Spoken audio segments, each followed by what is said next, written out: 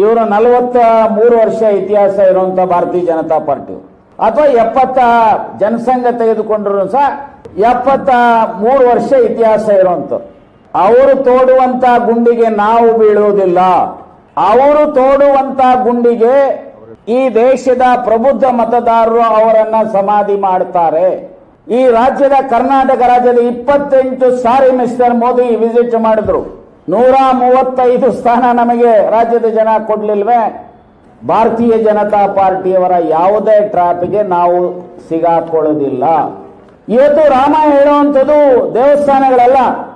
ರಾಮ ಹೇಳುವಂಥದ್ದು ಅವರ ಸ್ಪಷ್ಟವಾಗಿ ಹೇಳ್ತಾರೆ, ದಿನಗೂಲಿ ಹೇಗೆ ಕೊಡಬೇಕು, ವಾರದ ಕೂಲಿ ಹೇಗೆ ಕೊಡಬೇಕು, ತಿಂಗಳ ಸಂಬಳ ಹೇಗೆ ಕೊಡಬೇಕು, ವರ್ಷದ ಸಂಬಳ ಹೇಗೆ ಕೊಡಬೇಕು ಅನ್ನೋದನ್ನ ರಾಮಾಯಣದಲ್ಲಿ ಹೇಳ್ತಾರೆ.